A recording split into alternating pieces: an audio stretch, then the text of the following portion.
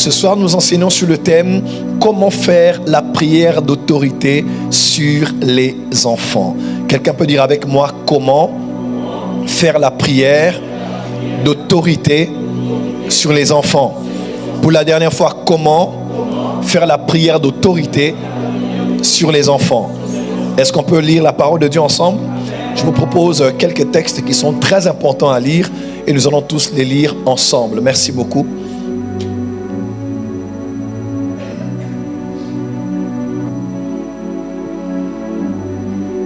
Alléluia. S'il vous plaît, texte biblique.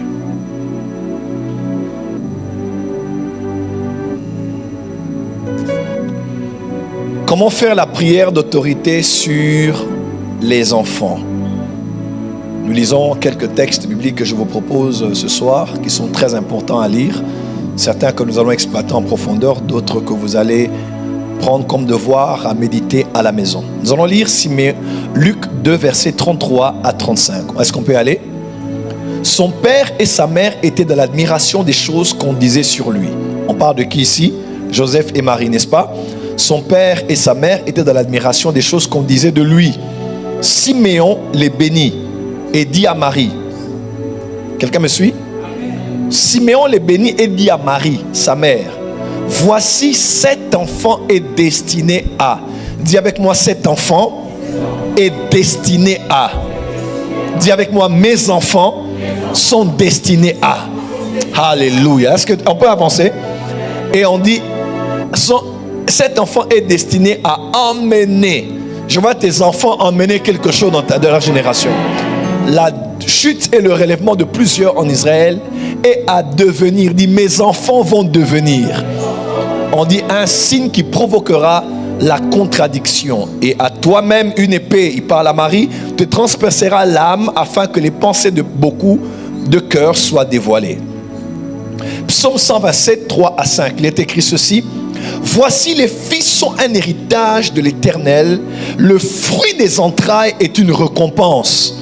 Comme les flèches dans la main d'un guerrier, ainsi sont les fils de la jeunesse. Heureux qui en a rempli son carquois. Ils ne seront pas confus quand ils parleront avec les ennemis à la porte. Amen. Avant-dernier texte. Si je vous propose deux textes de deux différentes personnes qui dans le Nouveau Testament ont prié pour leurs enfants. Précisément pour leurs filles. Nous lisons Matthieu 15, 21 à 28. Jésus étant parti de là, se retira dans le territoire de Tyr et de Sidon. Voici une femme cananéenne qui venait de ces contrées, lui cria, aie pitié de moi, Seigneur, fils de David. Ma fille est cruellement tourmentée par le démon. Amen, amen. Il ne lui répondit pas un mot. Et ses disciples s'approchèrent et lui dirent avec insistance, renvoie-la car elle crie derrière nous. Il répondit, je n'ai été envoyé qu'aux brebis perdues de la maison d'Israël. Mais elle vint se prosterner devant lui. Donc à tout prix, ma fille doit être délivrée. Disant, Seigneur, secours-moi. Il répondit, il n'est pas bien de prendre le pain des enfants et de le jeter aux petits chiens. Oui, Seigneur, dit-elle. Mais les petits chiens mangent les miettes qui tombent de la table de leur maître. Alors Jésus lui dit, femme, ta foi est grande, qu'il te soit fait comme tu veux. Et à l'heure même, sa fille fut guérie. Dis avec moi, femme, ta foi est grande, qu'il te soit fait comme tu veux.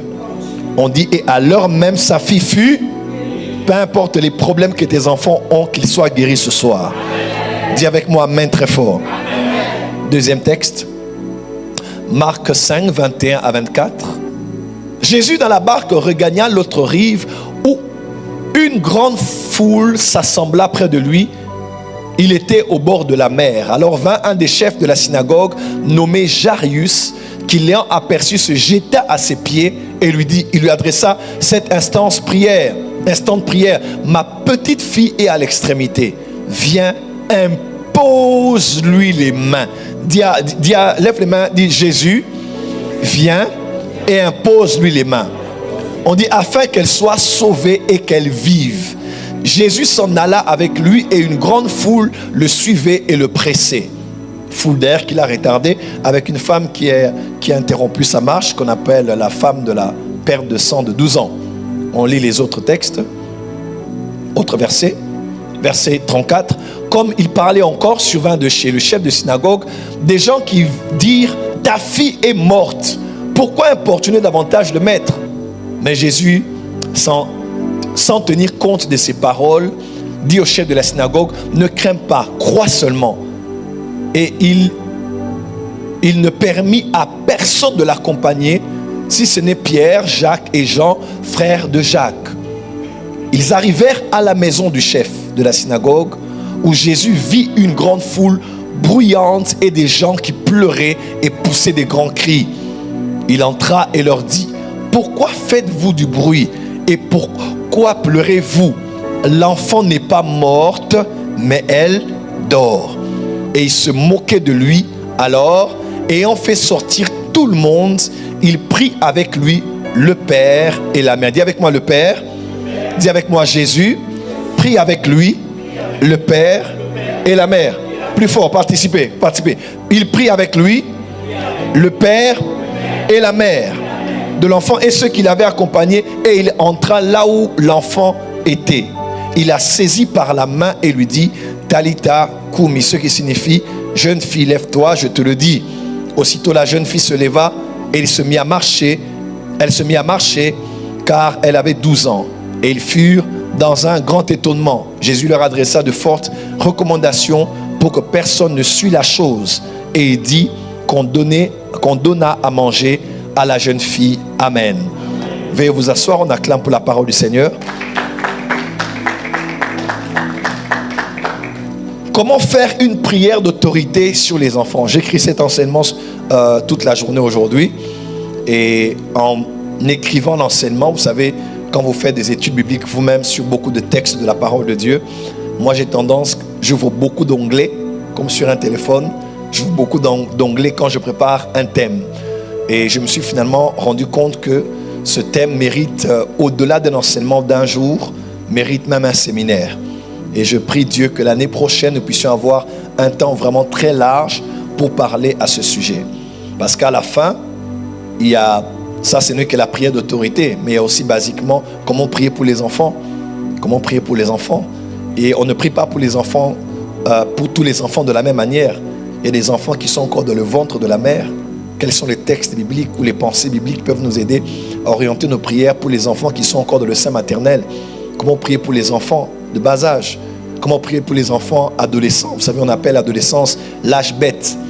Hein? C'est l'âge durant lequel les enfants croient tout connaître, les parents sont vieux jeux, ils se disputent à table avec papa, avec maman, on ne les aime pas. C'est là l'âge bête. Psychologiquement, ils croient tout connaître. En grec, c'est le mot teknon qui parle d'adolescent. C'est là où Jésus dit dans Matthieu 11, il dit, à quoi comparerais-je cette génération? C'est comme des jeunes gens là qui sont au bord de la route et puis on dit chanter, ils ne chantent pas, danser, ils ne dansent pas. Donc c'est à cet âge-là au fait qu'on est des technons, des adolescents. Comment prier pour les adolescents? Et aussi prier pour les enfants qui sont aussi d'âge adulte. Donc en même temps aussi comment prier pour une femme, comment prier pour un homme, c'est différent, n'est-ce pas? Comment prier pour des enfants qui n'ont pas de parents? Comment prier pour des enfants? Vous voyez, il y a beaucoup de... C'est très complexe. Donc, en préparant l'enseignement, j'ai eu beaucoup d'onglets. J'ai juste noté les grands points. Et plaise à Dieu que l'année prochaine, comme on sera déjà dans notre salle à nous, nous aurons le temps d'en parler. Vous avez bien fait d'acclamer. Nous aurons le temps d'en parler en long et en large. Comme ça, on pourra être béni. Mais sinon, puisqu'il faut donner ce qu'il faut donner à cause de l'esprit de la saison, j'appliquerai tout ce que je dis sur la pensée. Comment faire une prière d'autorité sur les enfants? Dis avec moi, comment faire une prière d'autorité sur les enfants? Alors, on va rappeler juste la définition de la prière d'autorité et juste après, sur base de ça, je vais entrer maintenant dans le vif du sujet. Est-ce qu'on peut faire ainsi? Voilà, on va commencer. Définition de la prière d'autorité. La prière d'autorité est une prière durant laquelle nous exerçons sur la terre, premièrement, l'autorité du Seigneur Jésus-Christ. Deuxièmement, la victoire de la croix. Donc on fait la prière d'autorité. Qu'est-ce qu'on exerce sur la terre? On exerce l'autorité du Seigneur Jésus-Christ et la victoire de la croix. D'après l'autorité, nous avons dit, c'est aussi la prière durant laquelle le chrétien exerce son autorité à lui, de par sa position en tant qu'enfant de Dieu. Puisque je suis enfant de Dieu, né de nouveau, et que Dieu m'a donné, Luc 10, verset 19, le pouvoir de marcher sur les serpents et les scorpions, du fait que je suis un enfant de Dieu, et que je suis l'enfant de celui qui a vaincu l'ennemi sur la croix. Là, nous sommes dans Colossiens, même dans Éphésiens, n'est-ce pas? Jésus les a vaincus totalement en triomphant de tous par la croix. Comme je suis l'enfant de celui qui a vaincu, j'ai le droit au nom de Jésus d'ordonner aux choses de se faire ou de ne pas se faire. C'est la prière de l'exercice d'autorité durant laquelle le croyant s'oppose à tout esprit ou à toute circonstance qui s'oppose au bien-être, à son bien-être, à la volonté de Dieu et au règne de Jésus-Christ. On a précisé ici en disant, dans la prière d'autorité, il y a aussi le fait de chasser les démons. Amen. Mais toute prière d'autorité ne se fait pas que pour chasser les démons. Parce qu'il n'y a pas que sur les démons qu'on exerce l'autorité. Il y a aussi sur les circonstances, sur les temps, sur les obstacles spirituels, sur les liens, sur les chaînes, sur les énergies démoniaques. Quelqu'un me suit? On peut avancer. Nous faisons des prières d'autorité pour chasser les démons, intervenir spirituellement par anticipation, effacer les calendriers sataniques, les pièges, les rendez-vous sataniques, les guet-apens, les armes forgées. On dit toute arme forgée contre vous sera sans effet. Donc il y a une forge, il y a un forgeron, il y a donc un endroit, un bureau, n'est-ce pas? Il y a un lieu où ils préparent leurs armes. Donc pendant qu'ils sont en train de forger, ils n'ont même pas encore utilisé. Je vais pas aller par anticipation détruire les choses pendant qu'elles se préparent déjà. Alléluia. Par la prière d'autorité, on peut chasser les énergies négatives, imposer les énergies négatives ou bien même les atmosphères, imposer de nouvelles pensées et de nouveaux raisonnements, imposer le règne de Christ, renverser les forteresses et les hauteurs, etc. 2 Corinthiens 10, verset 5, nous renversons les raisonnements et toute hauteur qui s'élève contre la connaissance de Dieu et nous amenons toute pensée captive à l'obéissance de Christ. Ça, c'est souvent une prière que certains font quand ils veulent aller prêcher. Quand on prêche, souvent c'est des prières que l'on fait. Toute pensée, nous ramenons toute pensée captive. Tous ceux qui vont écouter le message puissent quitter la maison, sortir de l'école, sortir de leur WhatsApp. Je ramène captive toutes les pensées de ceux qui vont m'écouter à l'obéissance de Christ. Quelqu'un me suit? Pour garder l'attention des gens sur ce qui sera enseigné. Donc tout ça, ça fait partie de la prière d'autorité. Et il y a un verset extraordinaire qui nous est donné dans Jérémie 1. Dieu dit, je t'ai établi sur les nations. Il parle d'abord de ce que Jérémie doit faire en tant que destruction et de ce qu'il doit faire en tant que construction. Qu'est-ce qu'il dit? Il dit pour renverser, déraciner, abattre, n'est-ce pas? Et après il dit pour bâtir, pour s'aimer, pour construire. Donc dans la prière d'autorité, Dieu nous établit vraiment afin de pouvoir détruire ce qu'on ne veut pas voir et établir ce qu'on veut voir. La prière d'autorité, ce n'est pas juste des mots sorts. La prière d'autorité, c'est aussi l'année prochaine sera une année de gloire. Tout ça, c'est l'exercice de l'autorité. Tu imposes ce que Dieu veut. Tu imposes la réalité de la parole de Dieu sur les temps et les circonstances. On avait expliqué ça largement le dimanche. Amen, amen. On peut avancer ce soir pour notre thème. On peut y aller? D'accord. Alors, 4 choses. Excusez-moi. 4 réalités. On va enlever les choses après. 4 réalités spirituelles que les parents doivent connaître sur leurs enfants. Dis avec moi 4 réalités spirituelles. C'est 4 choses ou 4 réalités. Dis avec moi 4 réalités spirituelles que les parents doivent connaître sur leurs enfants. Premièrement, vous devez savoir ceci. Vous êtes le point de contact entre le monde spirituel et vos enfants. Regardez ce texte qui me touche beaucoup. Marc 5, qu'on a lu d'ailleurs, on dit « Il se moquait de lui, alors ayant fait sortir tout le monde, il prit avec lui le père et la mère de l'enfant et ceux qui l'avaient accompagné et il entra là où était l'enfant.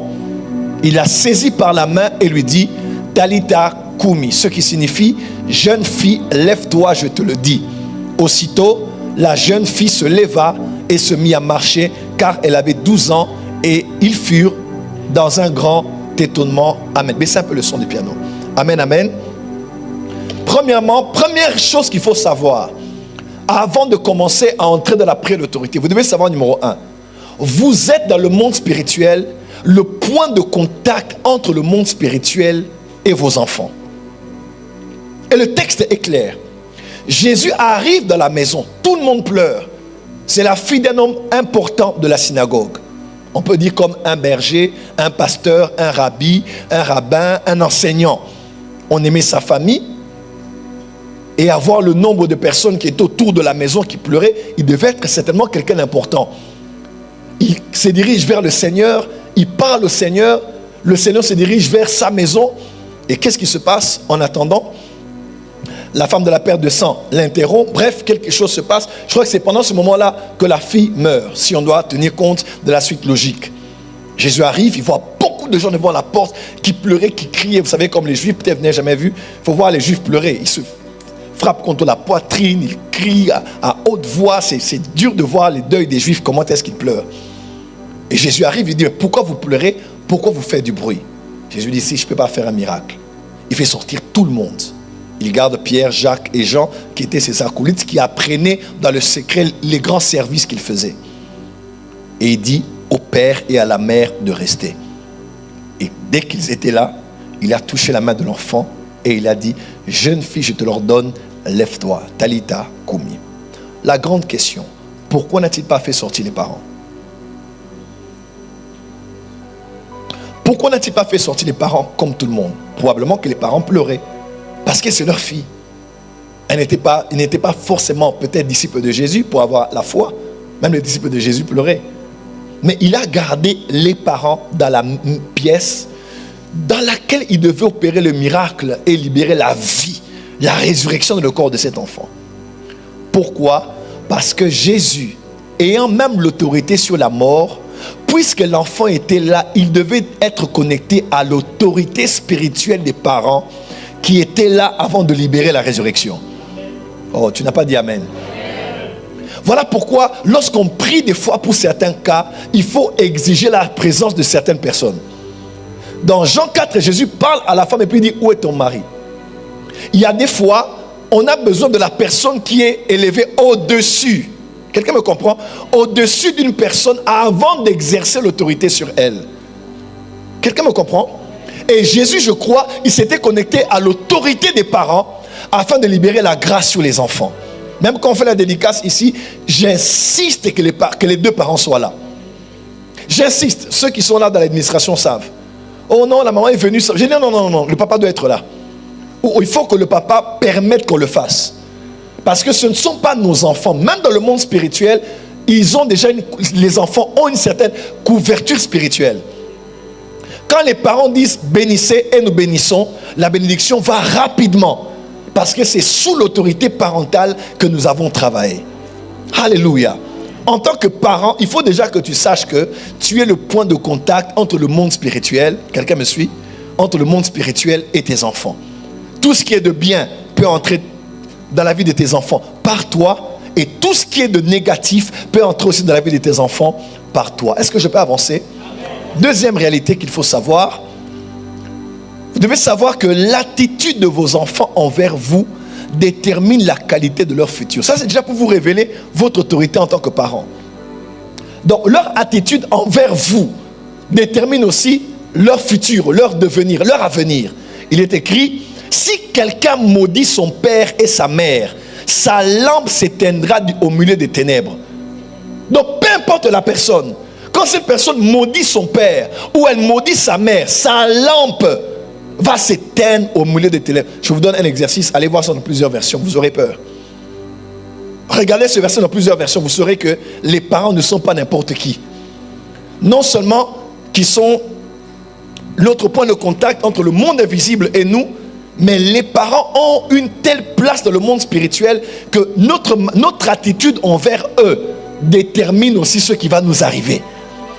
On est celui qui maudit son père et sa mère, sa lampe s'éteindra au milieu des ténèbres. Proverbe 20, verset 20, on est dans Lévitique 20, verset 9, il est écrit, si un homme quelconque maudit son père ou sa mère, il sera puni de mort. Il a maudit son père ou sa mère, son sang retombera sur lui. Donc ce qui va lui arriver là, ce sera de sa propre faute. Pas sa propre faute. Ce ne sera pas par rapport... Écoutez-moi, quand on dit maudire son père et sa mère, le père et la mère peuvent ne pas être au courant. Peuvent ne pas être informés. Peuvent ne pas être conscients que les enfants sont en train de me maudire. Mais le monde spirituel écoute. Quand un enfant maudit son père, un enfant maudit sa mère, le monde spirituel a écouté. Même si les enfants ne sont pas au courant, il y a quelque chose d'invisible qui va tomber sur les enfants. Parce que les parents sont sacrés. Deutéronome 27, verset 16. Maudit soit celui qui méprise, donc qui ne traite pas avec honneur. Le contraire de honorer, c'est mépriser. Là, vous allez voir ça dans Malachie. Malachie 1, 2, 3. Dans Malachie, au fait, c'est le livre des contrastes. Et quand on parle de Dieu qu'on perd, on parle de mépriser Dieu, honorer Dieu. N'est-ce pas? On parle des offrandes, on parle de Dieu aussi. Il y a le contraste entre le mot mépriser, le verbe mépriser et le verbe honorer. Donc celui qui n'honore pas son père et sa mère est maudit. Et tout le peuple dira Amen. Donc,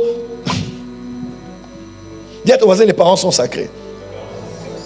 C'est ainsi que parents, de là où vous êtes, vous devez savoir que vous avez une grande influence dans le devenir de vos enfants. Et leur attitude à eux, envers vous, détermine leur futur et leur destinée. N'est-il pas écrit dans la parole de Dieu, celui qui honore son père et sa mère, il va prolonger ses jours. Et c'est le Nouveau Testament, c'est pas que c'est le Nouveau Testament. Éphésiens chapitre 6, versets 1er, 2, 3. C'est quoi? C'est un commandement avec une promesse. Donc tu honores ton père et ta mère, voilà ce qui va t'arriver. Tu vivras longtemps. Donc même quand l'esprit de mort vient là et qu'il y a accident, 5 personnes meurent dans le taxi, toi tu ne meurs pas. Parce que l'attitude que tu as vis-à-vis de tes parents devient une couverture sur ta vie. Dis à ton voisin, les parents sont sacrés. Dis à ton voisin, hey, même si on est en Europe, les parents sont sacrés. Change de voisin, dis voisin, hey, même si on est en Occident, les parents sont sacrés. Et c'est la Bible.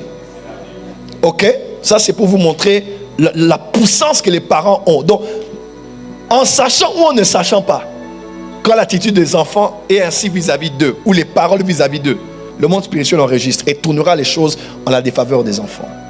Autre réalité qu'il faut savoir, vous avez le pouvoir de création sur leur destinée car vous êtes leur créateur. Et j'aime beaucoup des fois, en Afrique, on dit souvent cela. On dit que les parents sont nos dieux ici-bas sur la terre. Ce n'est pas un verset biblique, mais la pensée peut avoir des liens avec la Bible. Dieu, on ne le voit pas, mais Dieu a établi un homme et une femme par lesquels nous sommes venus au monde. Tu ne sors pas d'un bois, tu ne sors pas d'un roc, tu ne sors pas d'un mur, tu ne sors pas d'une église. Tu sors d'un homme et d'une femme. On parle des chromosomes, c'est ça? On parle de 23 ici, 23 là-bas. Tout ce que tu es là, je dis bien tout ce que tu es le fruit de la conjugaison, de la connexion qu'il y a entre ton père et ta mère. Ton père est la maison de laquelle il vient, ta mère aussi ainsi. Si on prend les albums photos des 10 dernières années, de tous ceux qui ont été tantes, oncles, grand-père, arrière-grand-père, grand-mère, arrière-grand-mère, on verra probablement quelqu'un à qui tu ressembles exactement, ou à peu près. Donc tout ce que tu es, physionomiquement parlant, par les gènes, dans la génétique, vous le savez avec moi, les informations sur les informations comportementales. Et nous qui sommes spirituels, nous savons, même les informations spirituelles se trouvent dans le code génétique que tu as. Donc ce sont tes parents qui t'ont créé. Ce sont tes parents qui ont fait de toi ce que tu es. Quelqu'un me comprend? Donc tu n'es pas, même si tu penses que tu n'as rien à voir avec eux, mais tu as tout à voir avec eux, là où tu es.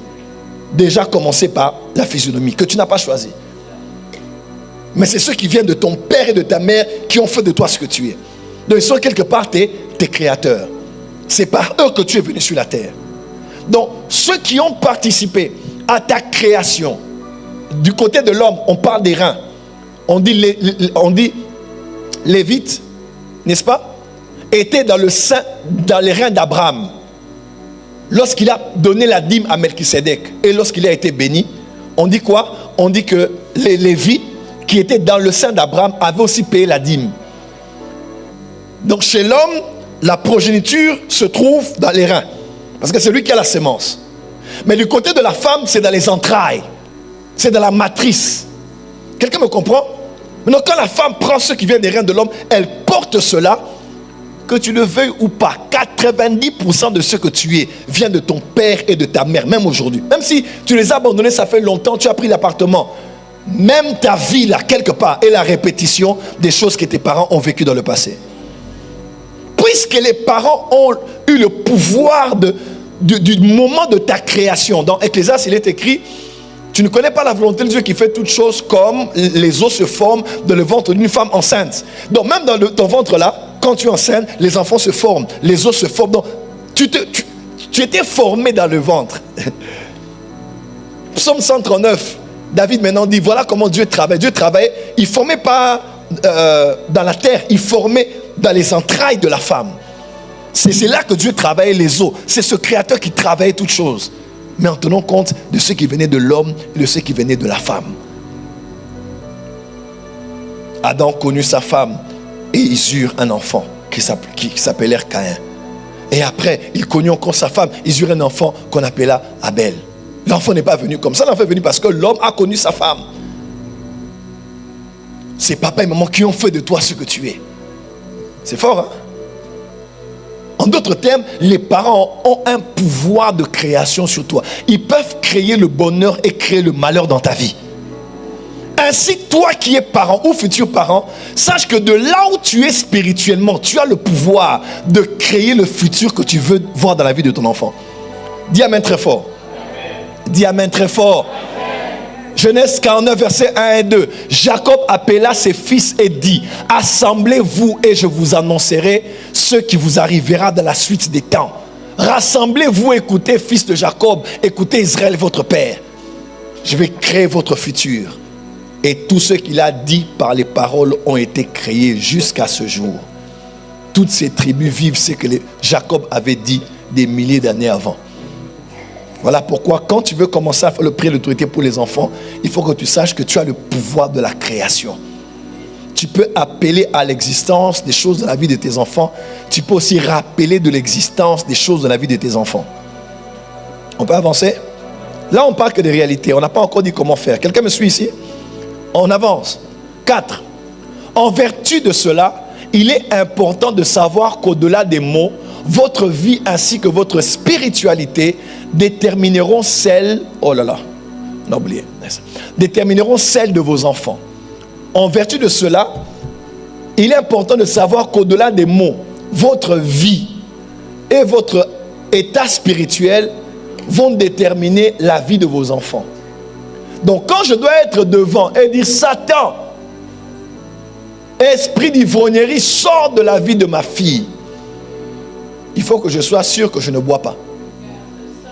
Il faut que je sois sûr que je ne m'enivre pas. Parce que l'enfant n'est pas ce que tu dis. L'enfant est ce que tu es. L'enfant finira par être ce que tu es et non ce que tu dis. Quelqu'un peut dire amen? Donc il doit avoir un lien entre ce que tu dis et ce que tu fais. Parce que ce que tu fais, écoutez-moi très bien dans ce que je veux dire, c'est très grave.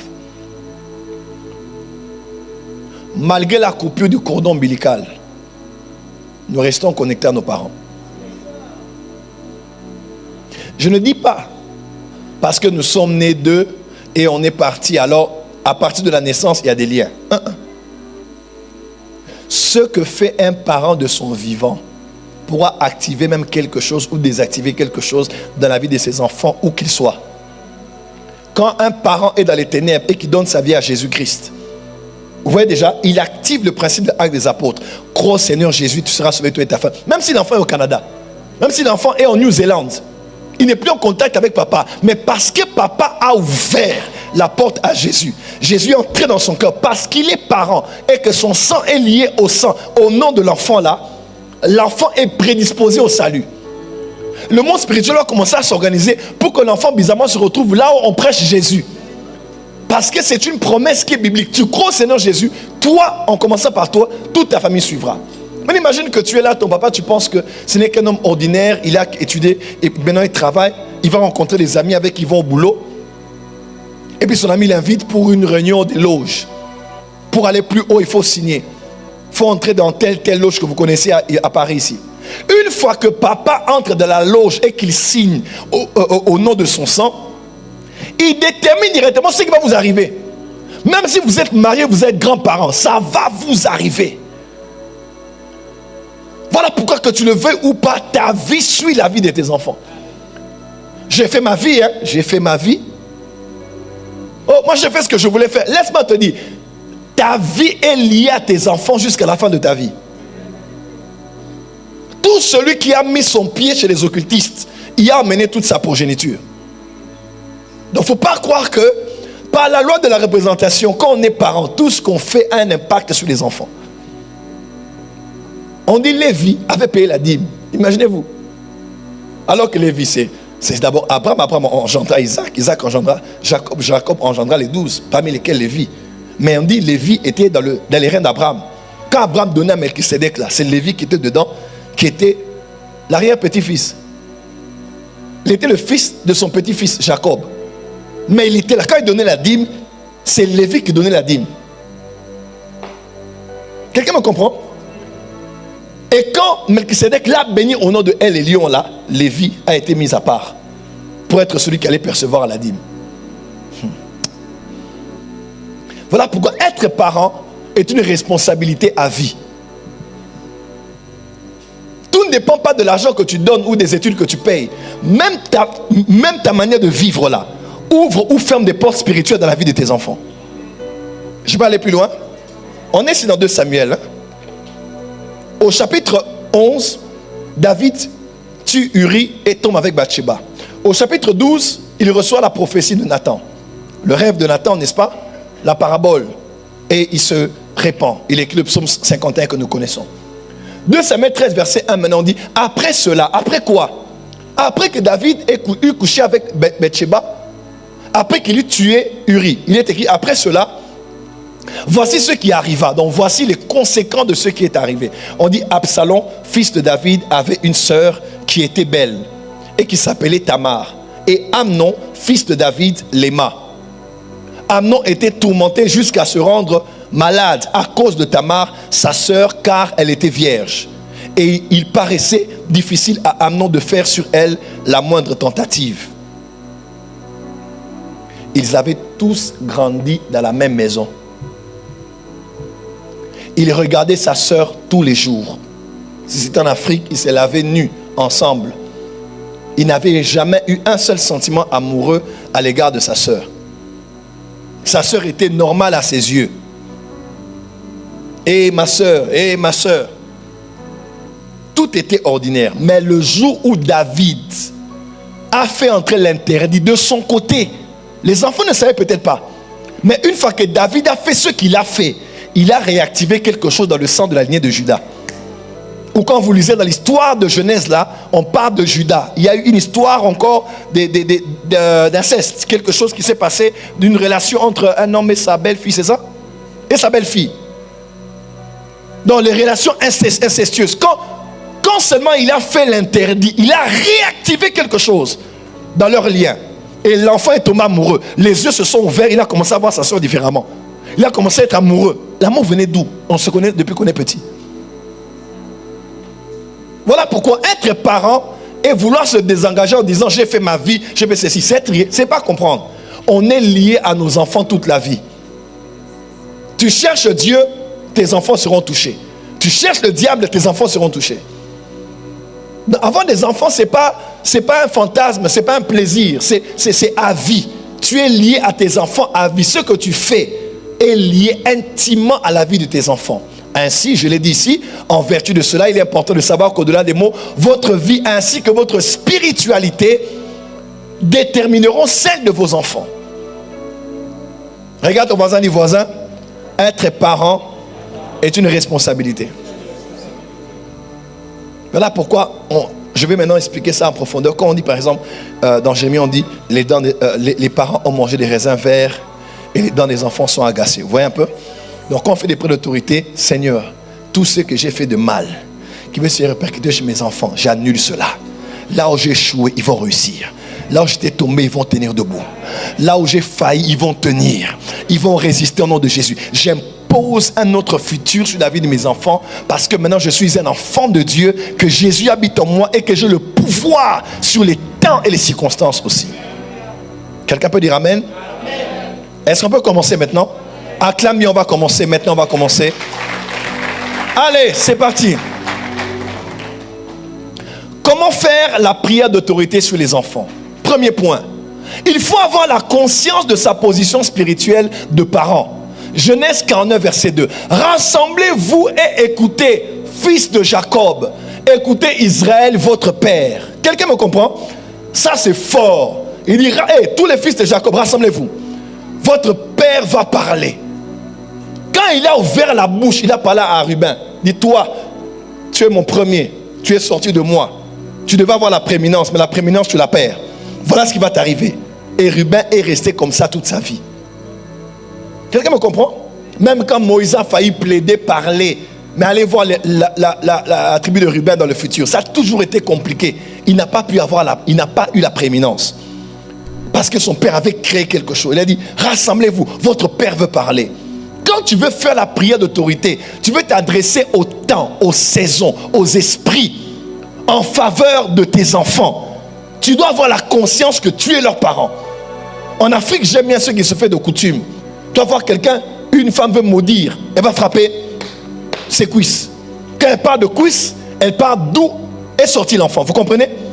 Elle dit, si tu n'es pas sorti de ce corps, quand elle fait ça, tu peux être soit béni, soit tu peux être maudit. Parce qu'elle se met dans sa position devant les esprits, devant la coutume, la culture, les lois de l'univers. Hein? Ça, je parle de la culture africaine. Pour dire, si cet enfant est sorti de moi, aucun enfant qui est né d'une femme ne pourra le vaincre. Et des fois, on va toucher le ventre. Des fois, certains vont chercher là où le cordon ombilical a été enterré. Il y a beaucoup de rites et de coutumes qui se font comme ça. Mais nous, en tant que chrétiens, par la tradition judéo-chrétienne, nous nous contentons d'avoir la conscience. Donc, par exemple, quand je prie même spirituellement ici, je dis, je suis ton père, tu ne mourras pas avant ton temps. Quand je le dis, je sais que je suis ton père. Oh, tu n'as pas dit amen. Je le dis avec la conscience de ce que je sais que je suis pour vous. Il dit, écoutez, fils de Jacob, écoutez Israël. Hey, quand il dit fils de Jacob, mais il dit écoutez Israël, c'est qu'il parle de la transmutation. Je suis Jacob, maintenant j'entre dans la dimension d'Israël. Là-bas, sabrala. La dimension de l'homme qui a vaincu l'ange. L'homme qui a combattu avec Dieu. Il dit maintenant je vais créer votre futur. Quand vous voulez faire la prière d'autorité sur vos enfants, vous devez parler au monde spirituel en ayant la conscience dans vos pensées, dans vos paroles, que pleinement vous savez que vous êtes les parents des enfants pour qui vous voulez prier. Amen. Deuxième chose, tout doit partir de votre cœur. Que ce soit pour bénir, que ce soit pour maudire, tout doit partir de votre cœur. Il est écrit ceci, Genèse 27, verset 4. Fais-moi un mets comme j'aime et apporte-le-moi à manger, afin que mon âme te bénisse avant que je meure. Qui a béni Jacob? C'est Isaac qui a béni Jacob. Par quoi a-t-il béni Jacob? Ce n'est pas par le repas. Il a dit afin que mon âme te bénisse. La bénédiction vient de l'intérieur. La malédiction vient de l'intérieur. Quand tu veux faire la prière pour les enfants, tu dois mettre toutes tes pensées, que toutes tes pensées soient orientées sur tes enfants. Les prières de déclaration s'accomplissent lorsqu'on croit en ce qu'on dit. Jésus a dit, si il dit et il croit, la montagne va se lever ici, il va se jeter là-bas. Donc il faut un lien entre ce que tu dis et ce que tu crois. Quand tu dis mon enfant sera riche, il faut que tu crois que l'enfant sera riche. Quelqu'un me comprend? Ça doit venir de ton âme, de ton cœur. Tu dois le vouloir, tu dois le désirer. L'enfant peut t'avoir blessé, l'enfant t'a choqué, l'enfant t'a déçu. Mais cherche en toi, maman, cherche en toi, papa, les raisons pour lesquelles tu peux, dans ton cœur, dans tes émotions, dans tes désirs, vouloir le bien de cet enfant encore une fois. Tout vient au niveau d'abord du cœur. Troisième chose pour faire la prière d'autorité. On peut avancer? Il faut bénir les enfants et maudire, ou bien maudire, toutes les attaques, les semences, les pièges, les agendas, les œuvres du diable contre eux. Dis Amen. Dans la prière d'autorité, nous avons aussi joint la bénédiction. Parce que dans la bénédiction, nous imposons un futur, n'est-ce pas? Nous imposons un futur. On a lu ce que Simeon a dit. Simeon a pris l'enfant Jésus, il a dit, cet enfant est destiné à. Quand tu veux parler à ton enfant, tu dois établir ce que tu veux que l'enfant soit. Tu dois créer la destinée de l'enfant par tes paroles. Oh, comment. Il dit, cet enfant est destiné à emmener. Ma fille, je décrète et déclare sur toi, tu es destiné à emmener la joie auprès de ton mari. Tu es destiné à emmener la joie auprès de tes enfants. Tu emmèneras la joie de la société du pays auquel tu appartiens. Tu emmèneras le réveil dans les nations. Tu emmèneras tout ce que tu dis va s'accomplir. Tout ce que Gédéon a dit sur l'enfant, il a dit, cet enfant est destiné à. Tout ne dépendait pas de ce qui était écrit sur le Seigneur, mais de ce que l'homme aussi avait dit pour appuyer ce qui était prévu par Dieu pour l'enfant. Il dit, tu vas devenir un sujet de contradiction. Il faut dire de ce que l'enfant va devenir. Tu veux que tes enfants deviennent qui? Qui deviennent qui dans la société?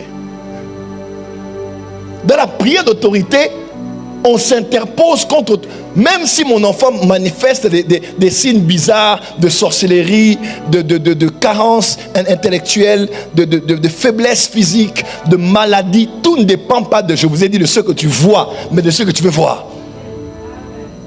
Cet enfant va apporter, cet enfant va emmener, cet enfant va devenir, cet enfant va parvenir à, cet enfant va apporter.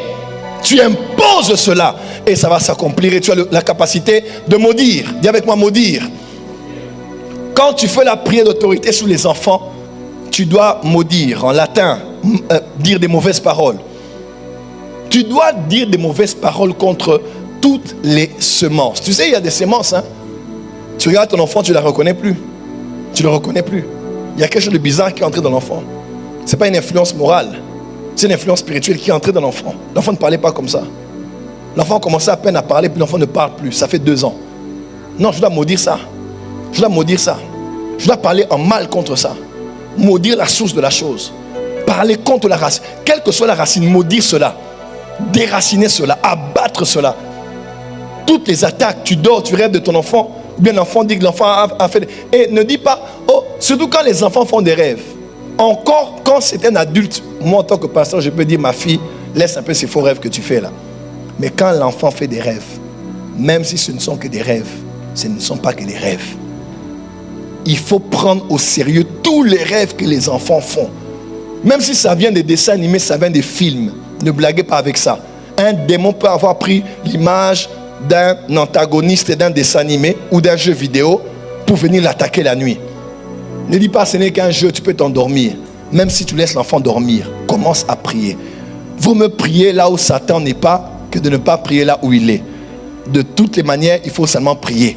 Qu'il soit là ou pas là, qu'il y ait un combat vrai ou un combat faux, il faut parler. Dis avec moi, mon Père, mon Seigneur et mon Dieu. Ce soir, je prends la responsabilité sur la vie de mes enfants. Donc quand tu veux faire une prière, il faut que je suis parent, je le fais de mon cœur et je peux bénir, tous les agendas, tous les pièges, toutes les œuvres dirigées contre eux. Écoutez-moi très bien. Je bénirai jamais assez Dieu pour ma mère. Ma mère est une femme extraordinaire. Ma mère, quand on grandissait, elle nous a appris la culture du prophétique à la maison. Et j'aimerais que tous ceux et celles qui me suivent, que nous puissions garder ça. Ma mère avait l'habitude de me poser la question de savoir qu'est-ce que vous avez rêvé cette nuit. C'est une question simple, mais pourtant c'est le développement de la culture du prophétique. C'est une question simple, mais c'est une question qui peut t'emmener à comprendre. Tu ne peux pas dormir comme ça, il faut que tu aies un rêve. Deuxièmement, si tu as un rêve, qu'est-ce que tu as vu? Et troisièmement, si tu as vu, qu'est-ce que Dieu t'a dit? Tu vois, ça prédispose déjà l'enfant à savoir qu'il y a un Dieu qui parle la nuit. Un Dieu qui parle quand on dort. Ainsi l'enfant, même 30 ans après, même 40 ans après déjà dans le mariage, quand la femme dira j'ai rêvé, il ne prendra pas ça à la légère. Parce qu'il sait qu'à partir de la maison, les parents m'ont fait grandir dans la culture du prophétique. De comprendre, de savoir comment écouter la voix de Dieu. Par les voix même des songes et des visions.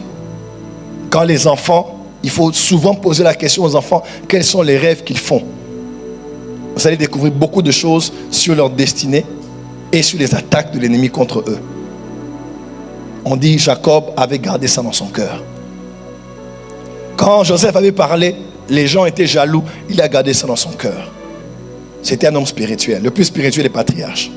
Il a vu plusieurs fois des anges, le monde spirituel. C'est un homme terrible, Jacob. Terrible. Un homme qui a béni Pharaon, ce n'était pas n'importe qui. C'était un homme terrible. Un homme qui a béni Pharaon, ce n'était pas n'importe qui. Il avait une autorité spirituelle particulière. Il a gardé ça dans son cœur. Réfléchissez. Est-ce que tu veux dire que moi, ton père, soleil, ta mère, lune, qu'il avait appris à interpréter les rêves? Parce que le papa écoutait les rêves et savait interpréter. Quelqu'un me comprend? Quelqu'un peut dire amen? Dis à ton voisin, ne méprise pas les rêves de tes enfants. Élève-toi dans la prière et agis en conséquence. Amen, amen. Autre point, rapidement. Il faut avoir la culture, quand tu veux faire des prières d'autorité, il faut imposer les mains à vos enfants. Généralement, notre culture d'aujourd'hui, quand tu veux prier pour ton enfant, vous allez voir des gens, tu appelles un enfant, tu fais le signe de la croix sur le visage. Ça ne signifie rien. Oh ma fille, viens, je te bénis, un bisou sur la bouche. Ça ne veut dire rien. La puissance est dans les paroles. Dans Hébreux chapitre 6, on parle des doctrines de la foi chrétienne. On parle de la doctrine des impositions des mains. Frère, l'imposition des mains, c'est quelque chose. On pouvait prendre un animal, on impose des mains sur lui. On prend tous les péchés du peuple, on met ça sur l'animal par les mains qu'on a imposées. Parce que les mains pouvaient être le canot par lesquels on transférait toute l'iniquité du peuple sur un animal. Donc par les mains, on peut transférer. Parce que les mains, sur le plan spirituel, sont des canaux de passage. Quand tu déclares la bénédiction, des fois tu as parlé. Des fois mets les mains. Pour que cette bénédiction vienne par les mains et entre dans la vie de la personne. Mettre les mains sur quelqu'un, c'est aussi s'imposer sur. Prendre autorité sur. Amen. J'impose, mais mon enfant, toi, au nom de Jésus-Christ, tout esprit de fornication, je détruis ça au nom de Jésus. J'ordonne la vie de prière. J'ordonne la consécration. J'ordonne l'intelligence à l'école. Amen, amen. On dit ici, on lui emmena des petits enfants afin qu'il les touchât. Mais les disciples reprirent ceux qui les amenaient. Verset 14, Jésus voyant cela fut indigné et leur dit, laissez venir à moi les petits enfants et ne les empêcha pas, car le royaume de Dieu est pour ceux qui leur ressemblent.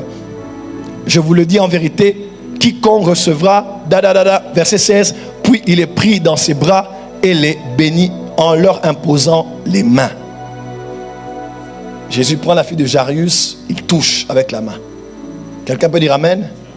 Dis à ton voisin, lorsque tu pries sur les enfants, il faut imposer les mains aux enfants. Fais-le pendant le jour, fais-le pendant la nuit.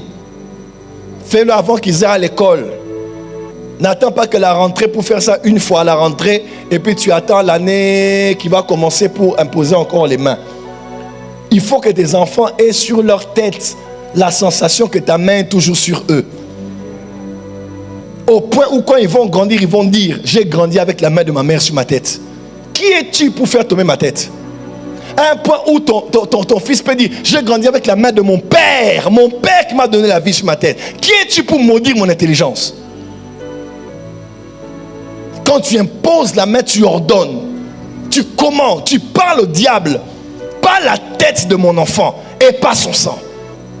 Quelqu'un me comprend? Il faut faire quoi? Il faut imposer les mains aux enfants. 5. Il faut avoir la sensibilité de protéger vos enfants la nuit. Ça aussi c'est important. Des fois, il y a des prières d'autorité qu'on ne fait que la nuit. Il est écrit, Pharaon s'éleva de nuit, lui et tous ses serviteurs et tous les Égyptiens. Et il eut de grands cris en Égypte, car il n'y avait point de maison où il n'y eût un mort. La nuit, le verset suivant, on dit, l'ange de l'Éternel était passé par là. Et la nuit, tous les premiers-nés des Égyptiens étaient morts. Verset suivant. Verset suivant. 1 Roi 3, verset 19. Le fils de cette femme est mort pendant la nuit parce qu'elle s'était couchée sur lui. Vous connaissez l'histoire avec Salomon, de ces deux femmes avec leurs enfants? Pendant la nuit, l'enfant était mort. Chers parents, il y a des choses qu'on travaille la nuit. Les parents, un parent normal a déjà, s'il a des enfants, il a des réflexes de se réveiller la nuit. Parce que la nature l'y oblige. L'enfant est réveillé, l'enfant a pleuré, l'enfant a fait popo. Et des enfants comme ça, ils sont gentils. D'autres, vraiment, ils naissent particuliers. Eux, leur mission, c'est de vous rendre la vie difficile. C'est de vous rendre le sommeil, c'est rendre de vous des insomniaques. Donc l'enfant est là, très gentil, mais quand c'est la nuit, il ne dort pas. Il va pleurer, il va crier.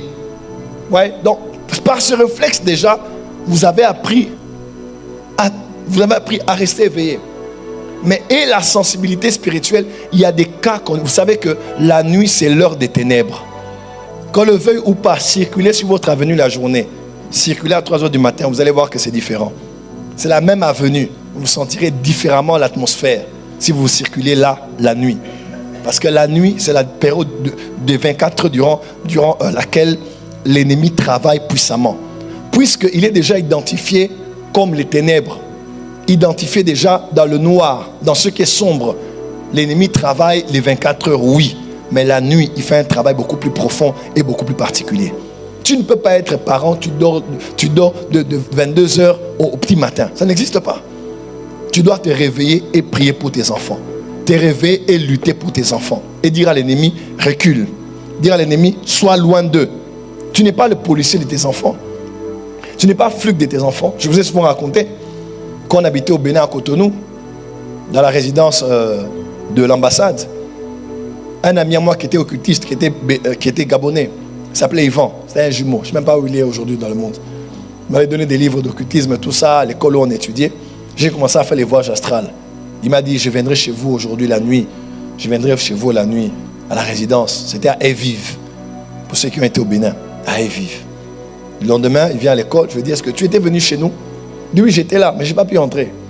Je dis, oh, comment tu n'as pas pu entrer chez nous? Il dit, j'étais là la nuit. Mais j'ai vu 2 entités avec des épées qui surveillaient votre maison et qui m'ont empêché d'entrer. À l'époque, nous tous on était païens dans la maison, tous des païens dans les fétiches, dans les boîtes, dans le monde. Et c'est après que Jésus m'a dit, les anges que tu avais vus étaient là parce que les prières de votre mère à Kinshasa montaient dans ma présence. Donc puisqu'on priait comme l'église priait, un ange est allé dans la prison pour libérer. Oh, tu n'as pas dit amen. Tu es un parent, tu n'es pas policière de tes enfants pour aller avec eux partout où ils sont. Mais néanmoins, ta prière a des pieds pour marcher. Ta prière peut prendre l'avion et voler. Ta prière peut prendre le train et arriver là où est l'enfant. On raconte l'histoire d'un monsieur qui faisait le rock. Il y avait une grande équipe de rock aux États-Unis. Et une des filles d'une famille, d'un foyer chrétien, était influencée par ses amis. Et ils sont allés dans les concerts de rock and roll. Ils arrivent là-bas, comme ça se passe au niveau des coulisses, avec les amis, il fallait aller voir les stars, il y a beaucoup de choses qui se passaient derrière. Et pour entrer dans celui-là, il y avait une voyante qui était là. Cartomancienne, elle lisait les mains et tout ça. Voyante, elle était là. Et les amis sont venus, parmi lesquels la fille du couple chrétien. Pendant qu'ils avançaient, tout le monde est entré, elle a dit, celle-là n'entre pas. On dit, pourquoi elle dit non, celle-là n'entre pas. Elle a de la lumière sur elle, elle ne peut pas entrer ici. Et puis elle ne comprenait pas, elle était habillée en mode vraiment aller dans le concert de rock avec ses copines. Mais pourquoi je ne peux pas? Elle dit non, celle-là n'entre pas ici. C'est une chrétienne. Elle est rentrée à la maison en train de pleurer. Elle n'a pas pu enjoy le moment là-bas. Pourquoi? Parce que le sceau de Dieu était sur elle. Chers parents, priez pour vos enfants. Parlez au monde des ténèbres. Imposez les mains. Même quand ils ne sont pas là, ils sont loin de vous. Dites des choses. Même si vous ne voyez que le contraire, continuez à insister. Parce que la persistance va briser la résistance. Oh, dis amen bien. Je dis la persistance va briser la résistance. Dernier point, on va clôturer à cause du temps ici. Il faut avoir la coutume de bâtir des hôtels pour les enfants. Job 1, 4 à 5. Ses fils allaient les uns chez les autres et donnaient tour à tour un festin. Et ils invitaient leurs 3 sœurs à manger et à boire avec eux. Et quand les jours de festin étaient passés, Job appelait et sanctifiait ses fils. Puis, il se levait de bon matin et offrait pour chacun d'eux. Offrait pour chacun d'eux un holocauste. Car Job disait, peut-être que mes fils ont péché et ont-ils offensé Dieu dans leur cœur. C'est ainsi que Job avait coutume d'agir. Et ce n'est pas parce que ses fils étaient morts que c'est une mauvaise coutume. C'est une bonne coutume. Ce qui est arrivé à ses fils, c'était un autre sujet. C'était un autre registre. Quelqu'un est avec moi? Mais la coutume est une bonne coutume. Il le faisait peut-être avec peur dans son cœur, n'est-ce pas, de les perdre. Parce qu'après il a dit, ce que je craignais m'est arrivé. Mais la coutume, elle est bonne. Et elle peut être adoptée. Dis à ton voisin, bâtis les hôtels pour tes enfants. Quand vous voulez faire des prières d'autorité, il faut savoir, des fois, la prière, ce n'est pas ce qu'on dit toujours. Mais la prière, c'est aussi tout ce que l'on fait, mais qui prend office de prière dans le monde spirituel. Des fois, on est là. On dit, faites toutes sortes de prières par l'esprit. On allait faire une délivrance quelque part un jour vers Pigeon. Quand vous êtes au Congo, vous connaissez. On arrive là, on chasse les démons ne partaient pas. On crie, la voix était déjà fatiguée. Dieu me dit, acclamez Jésus. J'ai dit, on arrête, on acclame. On a commencé à acclamer. Le démon a dit, ah, pourquoi? Les démons commençaient à sortir. On acclamait. Parce que la prière, ce n'est pas que parler. La prière, c'est tout ce que l'esprit vous dit de faire à un temps spécifique, mais qui devient comme une prière dans le monde spirituel. Tu n'as pas dit amen là où tu es. C'est ainsi que Moïse ne priait pas pour Josué au combat. Moïse était inspiré de lever les mains au combat. On n'a pas dit que Moïse priait. Moïse avait les mains levées. Parce qu'en ce moment-là, les mains levées faisaient office de prière dans le monde des esprits. Et sachez ceci, les autels que nous bâtissons, les sacrifices, les offrandes que nous faisons pour les enfants, par l'esprit, deviennent aussi des prières dans le monde spirituel. Là où tes paroles ne montent pas, là où tes paroles ne sont pas rapides, l'autel que tu bâtis peut faire quelque chose. Quelle est la dernière fois que tu as fait des offrandes pour tes enfants? L'année se termine maintenant. Et les autels doivent être bâtis, évangéliste Myriam, même quand tu n'as pas encore des enfants. Parce que ça, c'est un autre enseignement. Comment prier pour les enfants que vous n'avez pas encore? Des fois, il ne faut pas attendre que les enfants viennent. Il faut bâtir les autels pour les enfants. Des fois, avoir un enfant n'est pas un acquis. Demandez à plusieurs parents. Les enfants sont allés nager chez les amis et ils sont morts. Les enfants sont allés à l'école. Plusieurs ont été sauvés. Un fou est passé avec une arme, il a tiré. Et c'est seulement ma fille qui est morte. Regardez l'histoire qu'on a eue au Canada ici. Une jeune fille part. Combien de jeunes filles il n'y a pas au Canada? Mais pourquoi elle seulement? Tu ne sais pas. Des fois on pense que ça n'arrive qu'aux autres. Jusqu'au jour où ça nous arrive à nous. On n'a pas dit de commencer à avoir peur pour les enfants. Non, on dit d'avoir la foi et de connaître le monde spirituel. Des fois, il faut avoir la coutume de bâtir les autels. Je donne mon offrande, mais je donne l'offrande de 5 enfants que je vais avoir. Ils ne sont pas encore là, mais j'ai déjà posé des autels. J'ai déjà bâti des autels pour les 5 enfants que je vais avoir. Lorsque les enfants viendront, que Dieu dans sa miséricorde se souvienne de mes offrandes. Il y a des enfants qui naissent malades aujourd'hui. Des enfants qui naissent avec des malformations. Des enfants qui naissent des familles pieuses. Mais après 5 ans, l'enfant a 5 ans, l'enfant ne parle pas. L'enfant n'entend pas. Combien de parents sont là, ce sont les pasteurs, mais ils cachent leurs enfants. On va présenter 2 ou 3 qui sont bien, mais 1 ou 2 là, autistes ou quoi, on les garde. On ne connaît pas l'avenir. On ne peut pas se moquer des gens parce que toi, tu n'as pas encore des enfants. On se dit, oh, regarde, l'enfant a une grosse tête. Tu ne sais pas comment tes enfants, toi, seront. La vie est bizarre, mes frères et sœurs. Rien n'est acquis. Les gens pour qui on ne pensait pas qu'elles allaient être veufs aujourd'hui sont devenus veufs. D'autres, on ne pensait pas qu'elles allaient être veuves. Elles ont perdu leur mari. D'autres, à peine mariées comme ça, 2 semaines après, la femme meurt. Qu'est-ce qu'on n'a pas vu sur la terre? Voilà pourquoi il est même écrit dans Jacques, je crois, on dit que quand vous voulez voyager, dites si Dieu le veut.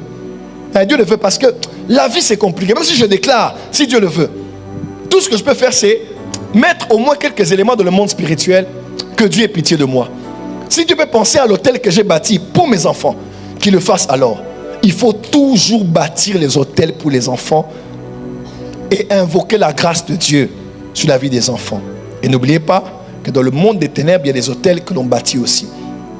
Tes arrière-parents avaient bâti des hôtels dans les eaux, sur les astres, dans les forêts. Ils avaient déjà dit des choses sur vous, sur la progéniture.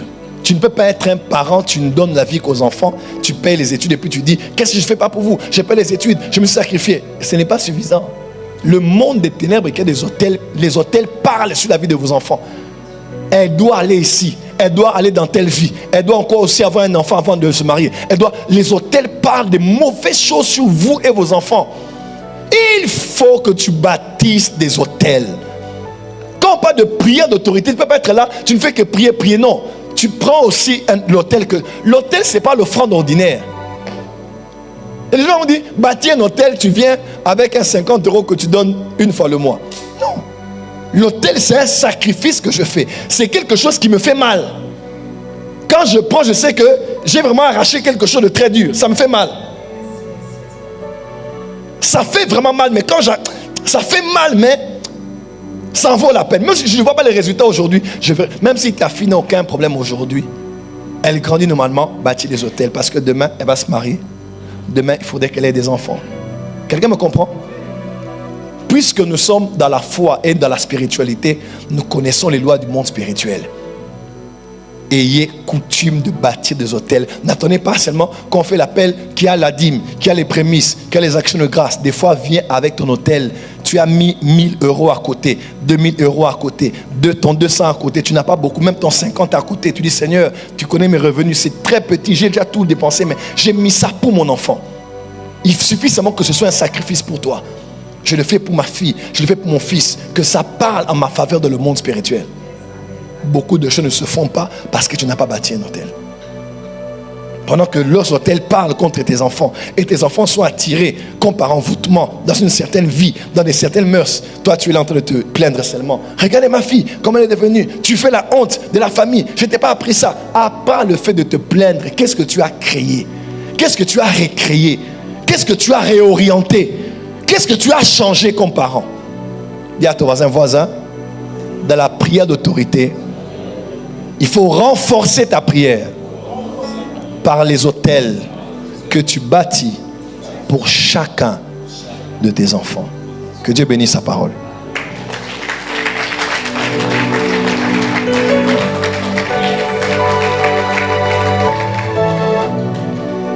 On peut prier une seconde? Qui ont des enfants ici? Levez bien les mains s'il vous plaît. Bien, les deux mains. Balancez bien les mains. C'est la majorité. Baissez les mains qui n'ont pas encore d'enfants. On va prier anticipativement. Et ceux qui en ont, nous allons prier. Je vous donne juste 2 minutes. Je crois que je vais préparer les points de prière pour les enfants. On peut faire ça? Dans Isaïe, il est écrit, tous tes enfants seront des disciples de l'Éternel. Quand tu passes dans les chambres là, tu dis, vous qui êtes dans cette chambre là, vous serez des disciples de l'Éternel. Vous qui dormez dans cette chambre rose là, vous serez des disciples de l'Éternel. Il y a des promesses bibliques. On peut revenir sur ça dimanche. On pourra revenir sur ça dimanche. J'ai l'impression que ce message était pour dimanche. N'est-ce pas? Okay. Est-ce qu'on peut prier? Dis, mon Père, ce soir, au nom de Jésus-Christ et par l'obéissance à ta parole, je prends autorité aujourd'hui contre tout esprit qui attaquent mes enfants ou qui attaqueront mes enfants. Toute histoire d'un ascendant de ma génération, de mes parents, qui veut se répéter dans la vie de mes enfants, concernant la santé, concernant l'intelligence, concernant le mariage, concernant la spiritualité, concernant les mœurs.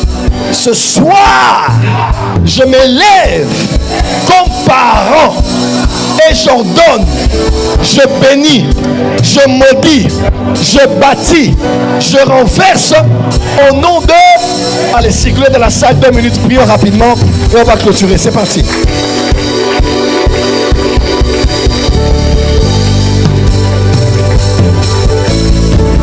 Come on.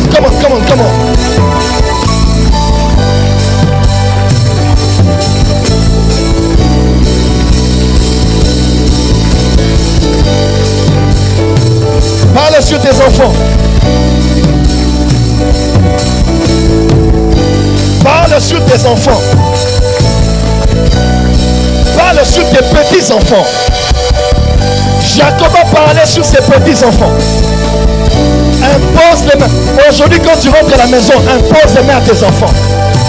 Parle à tes enfants.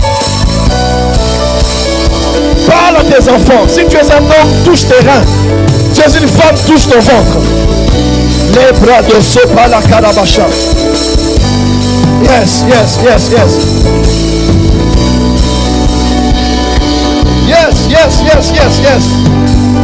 Même en ligne, priez, parle sur tes enfants.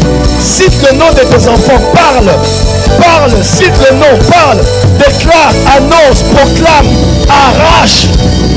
Même s'il n'y a encore rien, parle. Même s'il n'y a rien fait de mal, parle d'abord, parle déjà. Les rabasopra karamazebe et les karabasopra keramandorasa. Alléluia, Jésus. Alléluia. Oh Saint-Esprit. Aïe.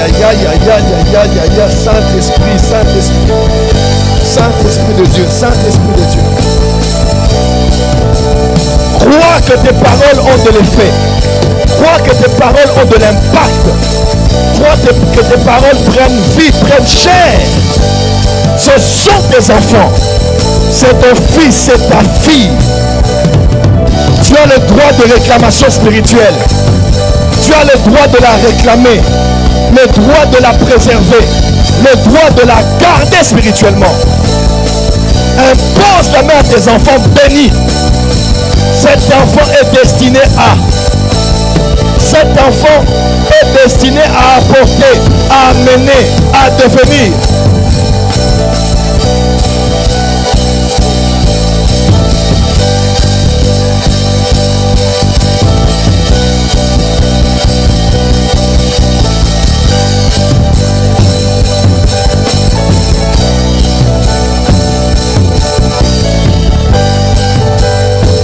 Au nom de... Battez la main une fois, 2 fois, 3 fois. Je vous donne encore 1 minute. Il est écrit, les enfants sont comme des flèches. Heureux ceux qui en a beaucoup dans son carquois. Est-ce que tu sais que tes enfants sont des flèches dans tes mains? Celui qui a les flèches et qui veut tirer détermine la vitesse et la distance. Tu as le pouvoir de prendre ton fils et de l'aligner sur le chemin de la destinée. C'est toi qui détermines dans ta manière de tirer combien l'enfant ira rapidement et combien l'enfant ira loin. Tout ça, c'est le pouvoir des parents. On en parlera dimanche. Dis avec moi, mon père, ce soir, je lance mes enfants dans la richesse, dans la prospérité, dans la santé. Mes enfants iront loin. Mes enfants réussiront. Ils iront jusqu'aux extrémités de la terre. Ils iront loin dans les études. Loin avec Jésus. Est-ce que tu peux commencer à les envoyer loin? Est-ce que Est-ce qu'un archer peut prendre ses enfants-là? Prends ta fille, lance-la. Prends ton fils, lance-le. Lance ta fille, lance ton fils.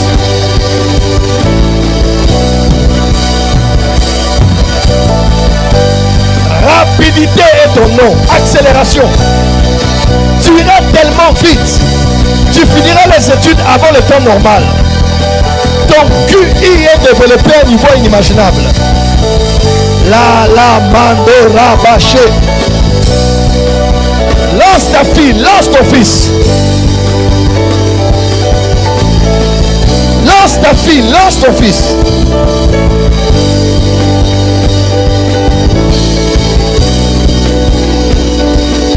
Envoie tes enfants loin. Envoie tes filles loin. Envoie tes fils très loin. Vous irez plus loin que moi. Aucun membre de ma famille n'ira aussi loin que vous. Envoie tes enfants loin. Pousse tes enfants plus loin.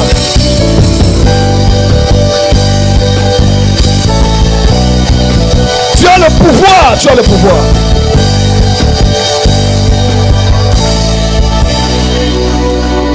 Toutes les femmes, mettez vos mains sur vos ventres. Les hommes, mettez les mains sur vos hanches. Mon Père, au nom de Jésus, avec le Saint-Esprit, merci pour cet enseignement. Nous l'avons fait rapidement à cause du temps. Nous te prions que la semence entre et que nous commençons à nous appliquer, non par saison, mais par coutume et par culture, de continuer à veiller sur nos enfants, même quand ils ont déjà commencé à faire leur vie loin de nous. Nos prières et notre vie ont toujours de l'impact sur eux, d'une manière ou d'une autre. Nos enfants sont bénis. Nous les envoyons très loin. Ils sont destinés à être des disciples de Christ, à apporter la joie et le salut dans le monde et à devenir des grands pour la gloire de Dieu. Il en sera ainsi au nom de Jésus. Amen. On acclame pour le Seigneur.